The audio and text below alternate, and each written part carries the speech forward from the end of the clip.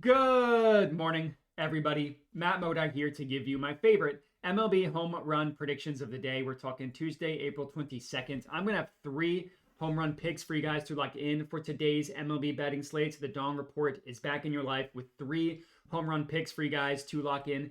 Before we can get into today's picks, of course, we got to do a recap from yesterday, which was a great day overall. We had another day in which we got one of our guys to hit a home run. We've just been red hot on the Dong Report recently. It's just been amazing. The beginning of the season was amazing. Then we went for like a week, 10-day lull, and then the last week or so has just been incredible. That continued yesterday. Now, yeah, we only got one of our guys to hit a home run, Jose Ramirez. The beauty of home runs, we only need one of them to hit, and we're making money. That's exactly what happened yesterday. Jose Ramirez came through for us with a nice juicy dong at plus 500 odds. Gave ourselves a profit of 0.6 units yesterday, which, yeah, we're not breaking the bank at 0.6 units, but we're still making money betting home runs, and that's the most important thing. Tatis and Alonso, unfortunately, did not come through for us. I gave out Francisco Lindor as a lean, and he hit 2 home runs. Now, leans, unfortunately, don't count for me, but still a good day overall. That now, that now brings our total profit on the year. If you're following my unit size guiding, we're up 11.61 units on the year. If you are a heathen and you are putting 1 unit on every single home run, which no judgment, whatever, as long as you're unit sizing responsibly, whatever you want to do, I'm not going to judge. You're up 48 units if you put 1 unit blindly on each one of my home run picks. So yeah, you can make the argument that why don't I play these for higher unit size? It's just about being responsible with what I deem with my unit sizing.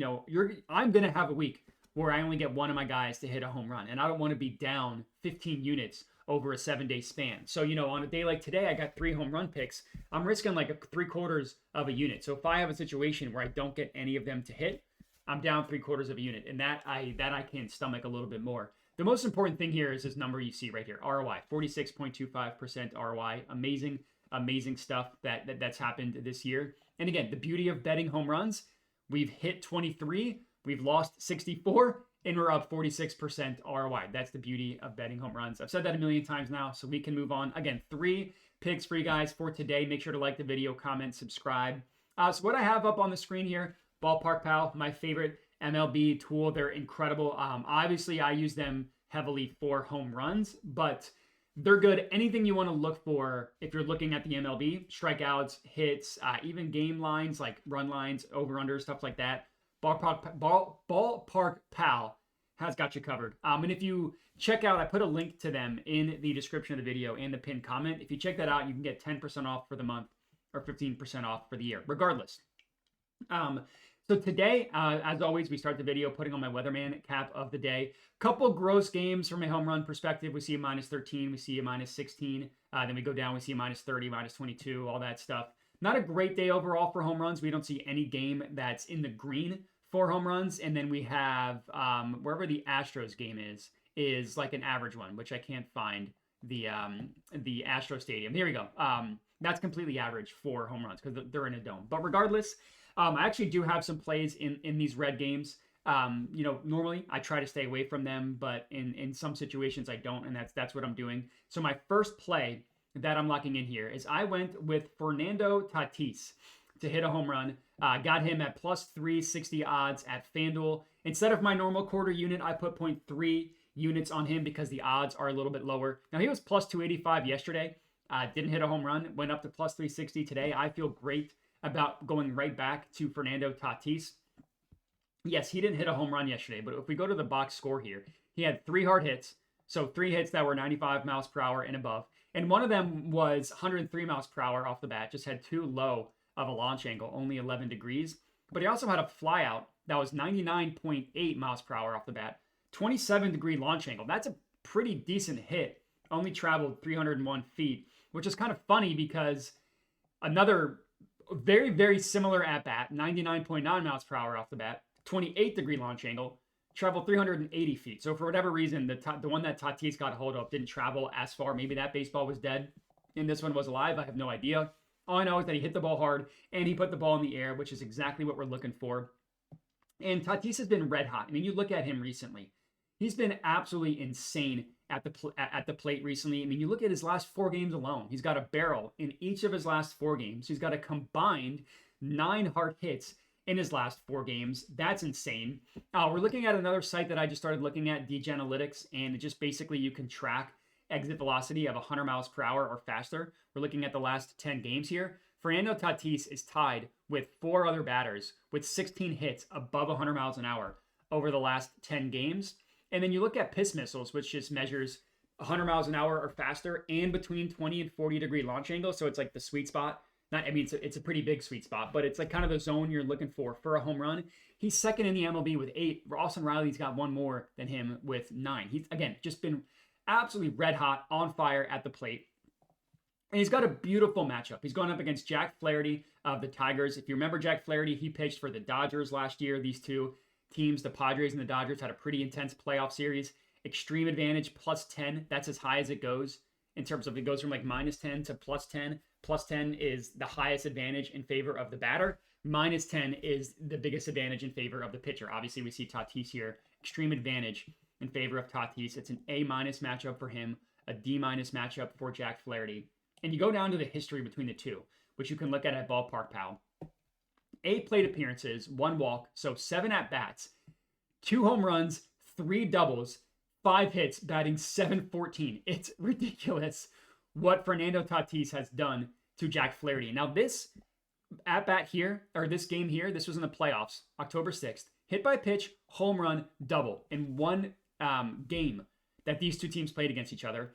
The other game earlier that same season, so this is September, like 10 days before that, walk, home run, double. He just, again, smoked the baseball against Jack Flaherty. That's who he's going up against tonight. And the biggest reason why this is such a big advantage for Fernando Tatis is because of the pitch mix right here, 4-seam fastball and slider.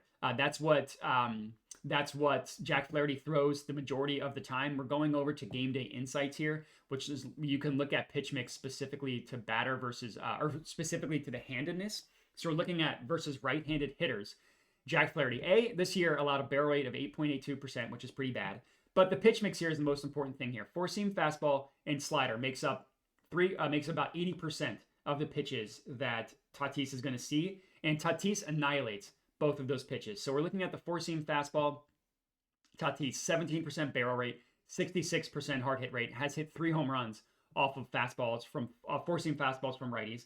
And then you go to sliders, it's just as good. 36% barrel rate, 55% hard hit rate, has hit 2 home runs off of them. You combine the two, it's just insane the numbers that Tatis has against the pitch mix of Jack Flaherty. It's insane how hot Fernando Tatis has been at the plate, and it's insane when you look at the batter versus pitcher matchup between these two. So it's a perfect matchup for Fernando Tatis. He's the perfect one-day late a-hole is what I like to call them, guys that hit a home run the day after you bet them. I'm not going to get one-day lated with Fernando Tatis, so I locked him in to hit a home run, plus 360 odds at FanDuel. Yes, this is a gross weather game. It's a grossest one of the day, but so many other factors lined up for Fernando Tatis that I was comfortable riding with it. So that is play number 1. Play number 2, I'm going to go with Vladimir Guerrero Jr. to hit a home run. He is actually best offered at plus 450 is what I locked it in at Bet365. Now that moved when I locked it in and then it moved back. So you might be able to still get it at plus 450. If not, I'm still good taking it at plus 400 at ESPN Bet. And I would still put a quarter unit on that bad boy. So good to go there for Vladimir Guerrero Jr. This is another situation real quick. We look at the batter versus pitcher matchup, plus 10, extreme advantage in favor of the batter. It's a B plus matchup for Vlad. It's an F matchup for the pitcher. Now, the thing with Vlad, and what's always scary about backing him, Vlad's always been able to hit the ball hard. Always. He hits the piss out of the baseball. His hard hit rate is always going to be high. His exit velocity is always going to be high. And that's the case right now. You look at his last 5 games, he's tied for third with a bunch of batters, with 4 batters in terms of 9 hits off the bat that were 100 miles an hour or faster in his last 5 games. That's insane. And you look over here at his game log, and we're looking at FanGraphs.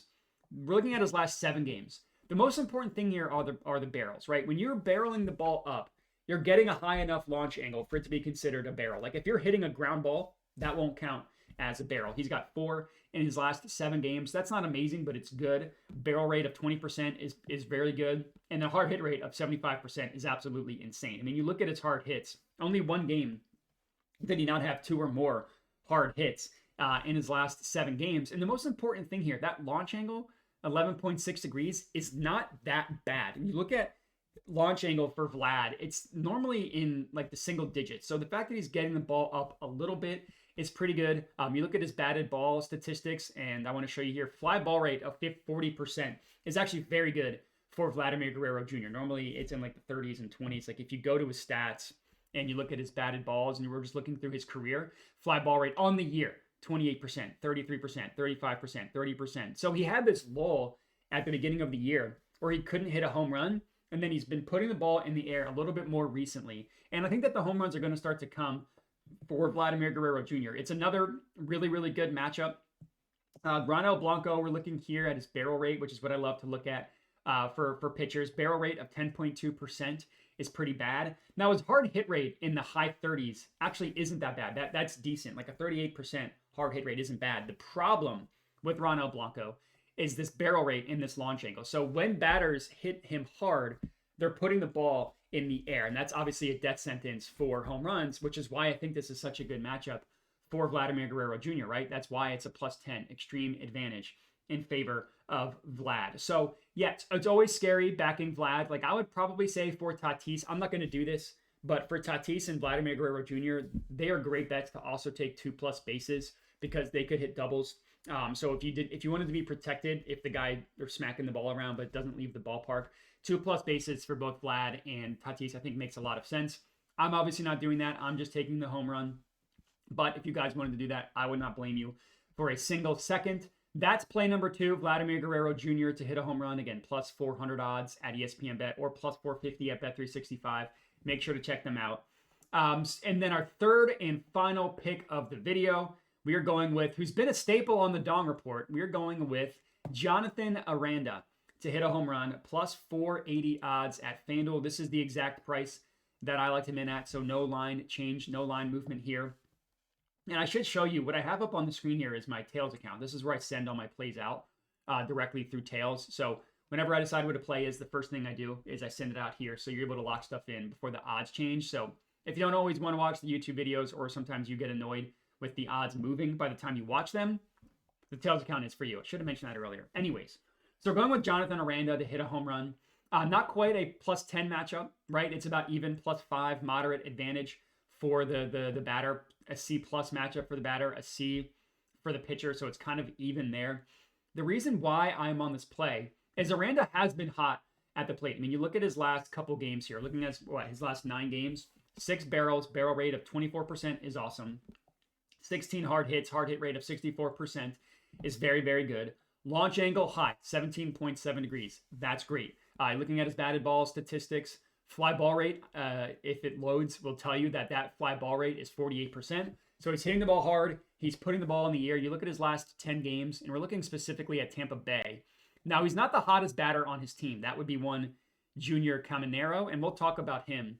But he's not bad. He's got 12 hits above 100 miles an hour in his last 10 games. He's got 4 piss missiles in that stretch as well. So he's been hitting the ball pretty hard. And that fly ball rate, specifically on hits above 100 miles an hour, 30%. That's amazing. Like when he hits the ball hard, he also hits the ball in the air. And again, that's exactly what you're looking for. The biggest thing why I like this for Jonathan Aranda, and why I went with him over Junior Caminero, is because the righty versus lefty matchup. Brandon Pfaadt is not a terrible pitcher. His home run per 9 this year, let me go back to that real quick. His home run per 9 on the year is a pretty bad 1.9. That's awful. I mean, last year, the worst home run per 9 of all qualified pitchers was like 1.6.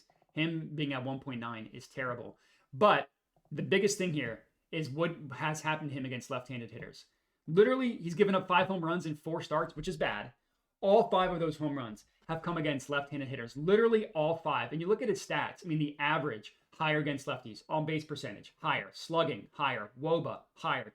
Even if you go to the nerd advanced stats that everybody knows that I love, WHIP, higher. BABIP, higher. FIP, XFIP, all that stuff is incredibly much. That's what I was about to say. Is much, much higher against left-handed hitters. Home run per 9 of 2.7 against lefties. That's disgusting.